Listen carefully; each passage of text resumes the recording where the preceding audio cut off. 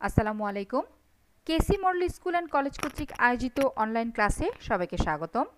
আমি শায়লা শিরিন, সহকারী শিক্ষক, জীববিজ্ঞান সিনিয়র সেকশন। আজ আমি নবম শ্রেণীর জীববিজ্ঞান বিষয়ক একটি ক্লাস নিতে যাচ্ছি। তোমাদের জীববিজ্ঞান বইয়ের চতুর্থ অধ্যায়ের নাম জীবনী শক্তি। গত ক্লাসে আমি তোমাদের পাঠ 4.1 এবং 4.2 সম্পর্কে আলোচনা করেছি। আজ আমি 4.2.1 সম্পর্কে আলোচনা করব। সালোক সংশ্লেষণ প্রক্রিয়া। সালোক সংশ্লেষণ একটি জটিল এবং দীর্ঘ প্রক্রিয়া।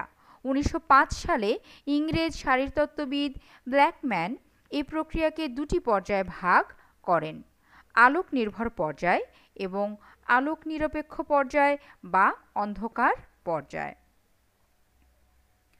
আলোক নির্ভর পর্যায় বা লাইট ডিপেন্ডেন্ট ফেজ।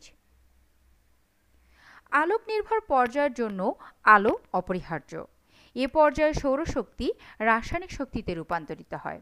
এ প্রক্রিয়ায় এটিপি, এনএডিপিএইচ এবং হাইড্রোজেন আয়ন উৎপন্ন হয়। রূপান্তরিত শক্তি এটিপি এর মধ্যে সঞ্চিত হয়। এই বিক্রিয়ায় ক্লোরোফিল গুরুত্বপূর্ণ ভূমিকা পালন করে। ক্লোরোফিল অণু আলোকরশ্মির ফোটন শোষণ করে এবং শোষণকৃত ফোটন থেকে শক্তি সঞ্চয় করে এডিপি অজৈব ফসফেট এর সাথে মিলিত হয়ে এটিপি তৈরি করে। এটিপি তৈরির এই প্রক্রিয়াকে ফটোফসফোরাইলেশন বলে। এখানে তোমরা এটিপির তৈরির প্রক্রিয়াটি দেখতে পাচ্ছ যে এডিপি অজৈব ফসফেটের সাথে মিলিত হয়ে আলো এবং ক্লোরোফিলের সহায়তায় এটিপি উৎপন্ন করছে। সূর্যালোক এবং ক্লোরোফিলের সাহায্যে পানি বিয়োজিত হয়ে অক্সিজেন, হাইড্রোজেন ও ইলেকট্রন উৎপন্ন করে। এই প্রক্রিয়াকে পানির ফটোলাইসিস বলা হয়। আলোক নিরপেক্ষ পর্যায় বা অন্ধকার পর্যায়, লাইট ইন্ডিপেন্ডেন্ট ফেজ বা ডার্ক ফেজ। আলোক নিরপেক্ষ পর্যায়ে আলোর প্রত্যক্ষ প্রয়োজন পড়ে না, তবে আলোর উপস্থিতিতেও এই প্রক্রিয়া চলতে পারে। বায়ুমণ্ডলের কার্বন ডাইঅক্সাইড পত্ররন্ধ্রের মধ্য দিয়ে কোষে প্রবেশ করে। আলোক পর্যায়ে তৈরি এটিপি, এনএডিপিএইচ এবং হাইড্রোজেন আয়ন এর সাহায্যে আলোক নিরপেক্ষ পর্যায়ে কার্বন ডাইঅক্সাইড বিজারিত হয়ে কার্বোহাইড্রেটে পরিণত হয়। সবুজ উদ্ভিদে কার্বোহাইড্রেট বিজারণের 3টি গতিপথ শনাক্ত করা হয়েছে: 1 কেলভিন চক্র, 2 হ্যাচো-স্ল্যাক চক্র এবং 3 ক্র্যাসুলেশিয়ান অ্যাসিড বিপাক। ক কেলভিন চক্র বা C3 গতিপথ। কার্বন ডাইঅক্সাইড বিজারণের এ গতিপথকে আবিষ্কারকদের নামানুসারে কেলভিন বেনসন ও ব্যাসাম চক্র বা সংক্ষেপে কেলভিন চক্র বলা হয়। অধিকাংশ উদ্ভিদে এই প্রক্রিয়ায় শর্করা তৈরি হয় এবং প্রথম স্থায়ী পদার্থ হিসেবে 3 কার্বন বিশিষ্ট ফসফোগ্লিসারিক অ্যাসিড উৎপন্ন হয়। এ ধরনের উদ্ভিদকে C3 উদ্ভিদ বলে। খ হ্যাচো-স্ল্যাক চক্র বা C4 গতিপথ। অস্ট্রেলীয় বিজ্ঞানী এম.ডি. হ্যাচ ও C.R.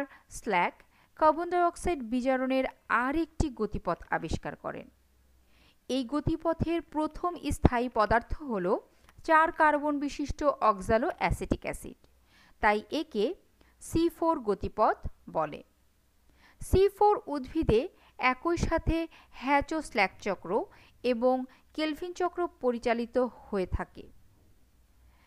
C3 উদ্ভিদের তুলনায় C4 উদ্ভিদে সালোক সংশ্লেষণের হার বেশি এবং উৎপাদন ক্ষমতাও বেশি।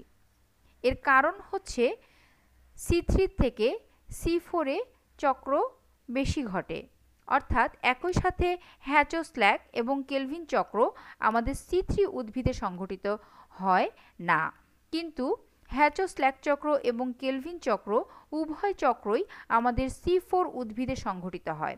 সেই জন্যই C3 উদ্ভিদের তুলনায় C4 উদ্ভিদের সালোক সংশ্লেষণের হার বেশি এবং উৎপাদন ক্ষমতাও বেশি। সাধারণত ভুট্টা, আখ, অন্যান্য ঘাসজাতীয় উদ্ভিদ, মুথা ঘাস, অ্যামারেন্থাস ইত্যাদি উদ্ভিদে C4 পরিচালিত হতে দেখা যায়। সালোক সংশ্লেষণে ক্লোরোফিলের ভূমিকা। পাতার ক্লোরোফিলের পরিমাণের সাথে সালোক সংশ্লেষণের হারের সরাসরি সম্পর্ক রয়েছে, কারণ একমাত্র ক্লোরোফিলই আলোকরশ্মি গ্রহণ করতে পারে। পুরাতন ক্লোরোপ্লাস্টে নষ্ট হয়ে যায় এবং তখন নতুন ক্লোরোপ্লাস্ট সংশ্লেষিত হয়। নতুন ক্লোরোপ্লাস্ট এবং ক্লোরোপ্লাস্টের উৎপাদন সৃষ্টির হারের ওপর সালোক সংশ্লেষণ হার নির্ভরশীল। সালোক সংশ্লেষণ ক্ষমতা রক্ষা করার জন্য ক্লোরোপ্লাস্টের বিভিন্ন উপাদান দ্রুত এবং প্রচুর পরিমাণে পুনর্গঠিত হওয়ার প্রয়োজন। তবে কোষে খুব বেশি পরিমাণ ক্লোরোফিল থাকলে এনজাইমের অভাব দেখা দেয় এবং সালোক সংশ্লেষণ কমে যায়। সালোক সংশ্লেষণে আলোর ভূমিকা। সালোক সংশ্লেষণ প্রক্রিয়ায় আলোর গুরুত্ব অপরিসীম। পানি এবং কার্বন ডাইঅক্সাইড থেকে শর্করা তৈরির জন্য প্রয়োজনীয় শক্তির উৎস আলো। সূর্যালোক ক্লোরোফিল সৃষ্টিতে অংশগ্রহণ করে। সূর্যালোকের প্রভাবেই পত্ররন্ধ্র উন্মুক্ত হয়, কার্বন ডাইঅক্সাইড পাতার অভ্যন্তরে প্রবেশ করতে পারে এবং খাদ্য প্রস্তুতকরণে অংশগ্রহণ করে। কিন্তু পাতায় যেটুকু আলো পড়ে তার অতি সামান্য অংশই সালোক সংশ্লেষণ প্রক্রিয়ায় ব্যবহৃত হয়। আবার আলোক বর্ণালীর লাল, নীল, কমলা এবং বেগুনি অংশটুকুতেই সালোক সংশ্লেষণ ভালো হয়। সবুজ কিংবা হলুদ আলোতে সালোক সংশ্লেষণ ভালো হয় না। একটি নির্দিষ্ট সীমা পর্যন্ত আলোর পরিমাণ বাড়লে সালোক সংশ্লেষণের হারও বেড়ে যায়। কিন্তু আলোর পরিমাণ অত্যাধিক বেড়ে গেলে পাতার ভেতরকার এনজাইম নষ্ট হয়ে যায়, ক্লোরোফিল উৎপাদন কম হয়, ফলে সালোক সংশ্লেষণের হারও কমে যায়। সাধারণত 400 ন্যানোমিটার থেকে 480 ন্যানোমিটার এবং 680 ন্যানোমিটার তরঙ্গদৈর্ঘ্য বিশিষ্ট আলোতে সালোক সংশ্লেষণের সবচেয়ে ভালো হয়। আজকে আমি তোমাদের পাঠ 4.2.1 সম্পর্কে আলোচনা করেছি এবং সেই সাথে আলোচনা করেছি 4.2.2। তোমরা আজকের ক্লাসটি খুব মনোযোগ সহকারে করবে এবং তোমাদের উপস্থিতির জন্য অনলাইন ক্লাসের নিচে অবশ্যই তোমার নাম, রোল, সেকশন লিখে জমা দিয়ে দিবে। পরবর্তী ক্লাস দেখার আমন্ত্রণ জানিয়ে আমি আমার ক্লাস আজকে এখানেই শেষ করতে যাচ্ছি। তোমরা ভালো থাকো, সুস্থ থাকো। আসসালামু আলাইকুম। ধন্যবাদ সবাইকে।